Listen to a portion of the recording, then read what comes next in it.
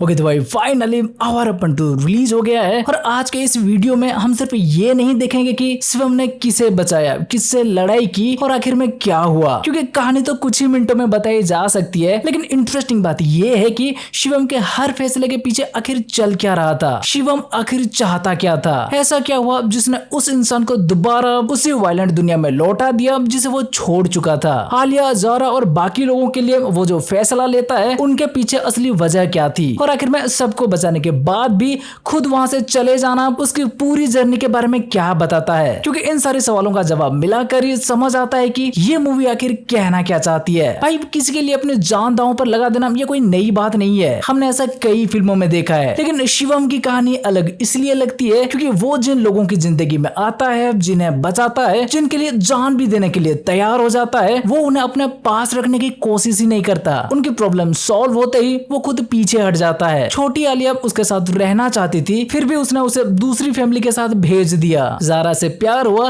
लेकिन आखिर में उसके साथ भी नहीं रहा। दर्जनों बच्चों को कैद से निकाला मगर उन्हें आजादी दिलाने के लिए खुद एक नए क्रिमिनल डील में बंध गया। तो भाई सवाल ये है कि शिवम आखिर चाहता क्या है, और अगर उसे खुद किसी के साथ रहना ही नहीं है तो वो बार बार दूसरों की जिंदगी बचाने के लिए अपनी जिंदगी खराब क्यों करता है। भाई सबके ऊपर डिटेल में बात करेंगे, लेकिन आगे बढ़ने से पहले शिवम की कहानी को एक बार शॉर्ट में समझ लेते हैं ताकि उसके डिसीजंस और उसके सोच को समझना आसान हो जाए। अपनी आलिया को खोने के बाद शिवम अकेला जी रहा है। एक दिन उसे कब्रिस्तान में एक छोड़ी हुई बच्ची मिलती है जिसका नाम वो भी आलिया रख देता है। कुछ साल बाद एक कपल उसे अडॉप्ट करता है, लेकिन बाद में पता चलता है कि वो चाइल्ड ट्रैफिकिंग नेटवर्क का हिस्सा था और आलिया समेत कई बच्चों को बैंकॉक ले जाया गया है। आलिया को बचाने के लिए शिवम अपने पुराने वायलेंट रूप में वापस आता है और जोरावर के क्रिमिनल नेटवर्क में घुस जाता है। वही उसकी मुलाकात जोरावर की बहन ज़ारा और छोटे भाई सिकंदर से होती है। ज़ारा खुद भी इस क्रिमिनल जिंदगी से बाहर निकलना चाहती है। शिवम बच्चों तक पहुंचते पहुंचते अपनी ही पहचान खो देता है। उसके साथी मारे जाते हैं और एक समय उसे ये तक लगता है कि आलिया मर चुकी है, लेकिन आखिर में वो वापस पहुंचता है, आलिया और बाकी बच्चों को भी बचा लेता है। जोरावर मारा जाता है, ज़ारा सिकंदर भी उसकी हिंसक दुनिया से बाहर आ जाते हैं, पर फिर भी शिवम उनके साथ नहीं रहता है क्योंकि क्लाइमैक्स की लड़ाई में मदद लेने के बदले वो नफीसा के लिए काम करने का प्रॉमिस कर चुका था। इसलिए वो सबको छोड़कर फिर एक नए रास्ते पर निकल जाता है। और अपन 2 में ये सब शिवम के साथ हुआ वो हमने देख लिया। अब समझना ये है कि इन सब के पीछे शिवम खुद आखिर किस चीज की तलाश में था। सरफेस लेवल पर आंसर बहुत आसान है, वो आलिया को बचाना चाहता था। लेकिन अगर सिर्फ यही बात होती तो मूवी की शुरुआत में एडॉप्शन वाला सीन इतना इम्पोर्टेंट नहीं होता। छोटी आलिया खुद शिवम के साथ रहना चाहती है, शिवम भी उससे बहुत जुड़ चुका है, इसके बावजूद वो उसे अपने पास नहीं रखता। क्यों? क्योंकि शिवम खुद बिना फैमिली के बड़ा हुआ है। उसे पता है कि अकेले बड़े होने का खालीपन क्या होता है। इसलिए अपनी जरूरत के लिए आलिया को रोकने के बजाय वो चाहता है कि बच्ची को वो जिंदगी मिले जो उसे खुद नहीं मिली। यही शिवम के कैरेक्टर का एक बेसिक रूल तय हो जाता है। वो प्यार को किसी इंसान पर हक जमाने की तरह नहीं देखता, उसके लिए सामने वाले की जिंदगी उसकी अपनी इच्छा से ज्यादा इम्पोर्टेंट है। और अजीब बात यह है कि उसी फैसले की वजह से आलिया गलत लोगों के हाथ लग जाती है। यही से शिवम की पूरी जिंदगी दोबारा बदलती है। जब समर उसे बताता है कि आलिया ट्रैफिकिंग नेटवर्क में फंस चुकी है तो शिवम सिर्फ एक किडनैप बच्ची को बचाने नहीं जा रहा, वो उस फैसले को ठीक करने जा रहा है जो उसने आलिया की भलाई के लिए किया था, लेकिन जिसका रिजल्ट उल्टा निकल गया। इसलिए ये मिशन उसके लिए बहुत पर्सनल है। पहली आलिया को वो पहले ही खो चुका था, अब दूसरी बार भी कोई आलिया उसकी जिंदगी में आई और उसे सेफ लाइफ देने में फेल हो गया। और शायद यही रीजन है कि जिस पुराने शिवम के बारे में वो कहता था कि वो पहले मर चुका है, वही आदमी एकदम वापस आ जाता है। वायलेंस उसका गोल नहीं है, इस बार वायलेंस सिर्फ वो तरीका है जिससे वो अपने गलती का रिजल्ट बदल सकता है। अब दूसरी तरफ भाई जोरावर को देखिए, क्योंकि जोरावर सिर्फ इसमें विलेन नहीं है, वो शिवम की सोच का एग्जैक्ट ऑपोजिट है। शिवम के पास फैमिली नहीं है, इसलिए उसे फैमिली की वैल्यू समझ आती है। जोरावर के पास पापा, बहन और भाई तीनों है, लेकिन उसे रिश्तों से ज्यादा कंट्रोल चाहिए। उसके पापा उसके ट्रैफिकिंग डील के रास्ते में आते हैं तो वो उन्हें मार देता है। ज़ारा उसके बिजनेस का हिस्सा नहीं बनना चाहती तो वो उसका वायलिन तोड़ देता है। सिकंदर उससे इतना डरता है कि उसके सामने अपनी बात तक नहीं रख पाता। यानी जोरावर जिस इंसान से जुड़ा है उस पर अपना हक समझता है, और यही दोनों के बीच का असली फर्क साफ दिखाई देता है। जोरावर के लिए रिलेशनशिप का मतलब है कंट्रोल और शिवम के लिए रिलेशनशिप का मतलब है रिस्पॉन्सिबिलिटी। इसलिए ज़ारा और शिवम का कनेक्शन भी सिर्फ रोमांस के लिए नहीं रखा गया। ज़ारा की प्रॉब्लम आलिया से अलग दिखती है, लेकिन अंदर से दोनों की सिचुएशन काफी सिमिलर है। आलिया फिजिकली कैद है, ज़ारा ऐसी फैमिली और क्राइम वर्ल्ड में फंसी है जहाँ वो अपनी मर्जी की जिंदगी नहीं जी सकती। उसे म्यूजिक पसंद है,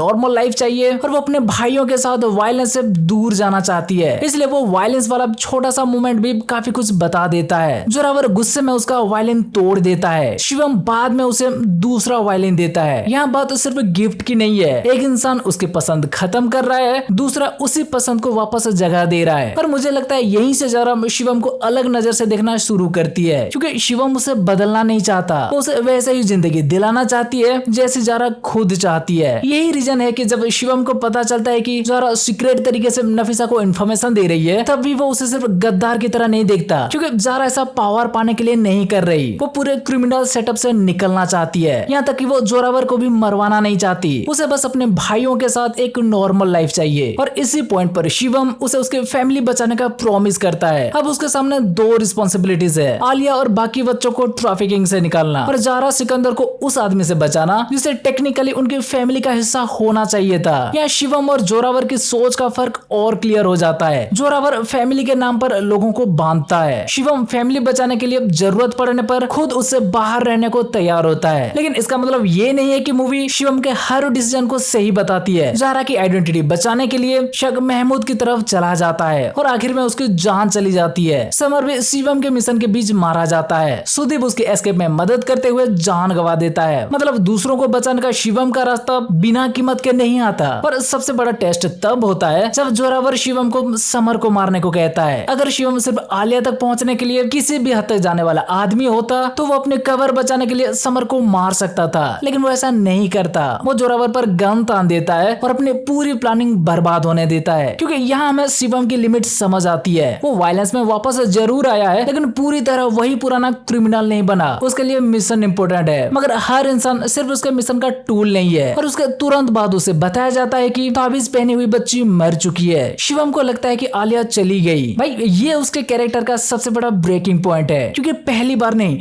दूसरी बार भी उसने उसी नाम के इंसान को खो दिया। लेकिन इस बार भाई कहानी वो चीज फिर से नहीं दोहराती। पहली आलिया की मौत के बाद वो सालों तक उसी लॉस में अटका रहा। इस बार वो टूटता है लेकिन रुकता नहीं। यानी शिवम का चेंज ये नहीं है कि उसने अपना दर्द भुला दिया, उसका चेंज ये है कि अब दर्द उसे रोकने के बजाय आगे धकेलता है। और फिर क्लाइमैक्स में पता चलता है कि आलिया जिंदा है। ताबीज दूसरी बच्ची के पास इसलिए था क्योंकि उसकी तबीयत खराब होने पर आलिया ने उसे अपना ताबीज दे दिया था। भाई ये डिटेल छोटी लगती है, लेकिन कहानी के बाकी हिस्सों से जिस तरह जुड़ती है भाई बढ़िया है। पहली आलिया ने ताबीज शिवम को दिया, शिवम ने उसे छोटी आलिया को दिया और छोटी आलिया ने जरूरत पड़ने पर उसे दूसरी बच्ची को दे दिया। हर बार सबसे पर्सनल चीज अपने पास रखने के बजाय किसी और को दी गई। इसलिए मेरे हिसाब से ताबीज सिर्फ पहचान का प्लॉट डिवाइस नहीं रहता, वो इसी बिहेवियर को रिपीट करता है जो शिवम पूरी मूवी में करता है। जो तुम्हारे लिए कीमती है उसकी वैल्यू हमेशा उसे पकड़ कर रखने में नहीं होती। अब क्लाइमैक्स में जोरावर आखिरी बार शिवम और जारा को कंट्रोल करने की कोशिश करता है। वो सिचुएशन ऐसी बनाता है कि शिवम को बच्चों और जारा में से एक को चुनना पड़े, जबकि जारा को शिवम और सिकंदर में से एक। लेकिन आखिर में फैसला सिकंदर करता है। पूरी कहानी में जो लड़का जोरावर से डरा हुआ था वही उसके खिलाफ गन उठाता है। इसका मतलब सिर्फ इतना नहीं है कि हीरो को फाइट जीतने का मौका मिल गया। सिकंदर पहली बार उस डर से बाहर आता है जिसमें जोरावर ने उसे रखा था। जोरावर मर जाता है और उसके साथ उसका पूरा कंट्रोल भी खत्म हो जाता है। फिर आलिया आजाद, बाकी बच्चे आजाद, जारा अपनी जिंदगी खुद चुनने के लिए आजाद और सिकंदर जोरावर के डर से आजाद। और अब बचता है शिवम। यही एंडिंग सबसे ज्यादा इंपॉर्टेंट हो जाती है। अगर मूवी का पॉइंट सिर्फ हीरो ने सबको बचा लिया होता तो शिवम का जारा और आलिया के साथ रहना सबसे आसान हैप्पी एंडिंग थी। लेकिन वो फिर चला जाता है क्योंकि नफीसा से मदद लेने के बदले उसने उसके लिए काम करने का प्रॉमिस किया था। यानी जिन लोगों को उसने बचाया उन्हें फ्रीडम मिल गई और उस फ्रीडम की आखिरी कीमत शिवम अपनी फ्रीडम देकर चुकाता है। तो अब शुरुआत वाला सवाल वापस आ जाता है, शिवम आखिर चाहता क्या था? मेरे हिसाब से वो किसी एक इंसान को पाना नहीं चाहता। वो ये चाहता है कि जिस इंसान की उसे परवाह है उसकी जिंदगी उसकी वजह से खराब ना हो। इसलिए छोटी आलिया को शुरुआत में अपने पास नहीं रोकता, इसलिए उसे बचाने के लिए अपने पुराने गैंगस्टर रूप में लौटता है। इसलिए जारा के फीलिंग से पहले उसकी फ्रीडम और फैमिली की चिंता करता है और इसीलिए आखिर में सब कुछ ठीक होने के बाद भी वो खुद पीछे हट जाता है। तो मूवी का सेंटर पॉइंट मेरे हिसाब से यही है, सच्चा प्यार हमेशा किसी को अपने पास रखने का नाम नहीं है। कभी कभी प्यार का सबसे मुश्किल रूप सामने वाले को उसकी जिंदगी वापस देना है, भले उसके बाद आपको खुद अकेले आगे बढ़ना पड़े। और शायद आवारापन का मतलब भी यहाँ थोड़ा बदल जाता है। शुरुआत में शिवम इसलिए भटक रहा था क्योंकि उसने सब कुछ खो दिया था। एंडिंग में वो फिर भटकने लगता है, लेकिन इस बार वो सिर्फ अपना दर्द पीछे छोड़कर नहीं जा रहा, बल्कि कुछ जिंदगियों को बचा कर भी जा रहा है। यानी शिवम को खुद शायद कभी वो नॉर्मल जिंदगी नहीं मिलती जिसकी तलाश बाकी कैरेक्टर्स कर रहे थे, लेकिन जिन्हें वो प्यार करता है उन्हें कम से कम उस जिंदगी तक पहुंचने का मौका जरूर दे देता है, और यही उसकी ट्रेजेडी भी है और शायद उसकी रिडेम्पशन भी। तो भाई ये था आवारापन 2 में शिवम की जर्नी का वो मीनिंग जो सिर्फ स्टोरी देखने से शायद उतना साफ नहीं दिखता। सरफेस पर ये बच्चों को बचाना, गैंग वॉर और रिवेंज से भरी एक एक्शन स्टोरी है, लेकिन अंदर से ये बार बार एक ही सवाल पूछती है, क्या प्यार का मतलब किसी को अपने पास रखना है, या कभी कभी उसे उसकी जिंदगी वापस देकर खुद पीछे हट जाना भी प्यार हो सकता है। और शिवम का कैरेक्टर शायद इसी दूसरी बात का जवाब देता है। ठीक है तो भाई बस ये था आवारापन 2 मूवी के ऊपर एक वीडियो। आशा है कि आपको वीडियो पसंद आया होगा और मूवी को देखने का एक थोड़ा अलग नजरिया भी मिला होगा। अगर आपको ये वीडियो अच्छा लगा हो तो वीडियो को लाइक, शेयर और चैनल को सब्सक्राइब कर दो। चलो फिर मिलते हैं अगले वीडियो में, बाय।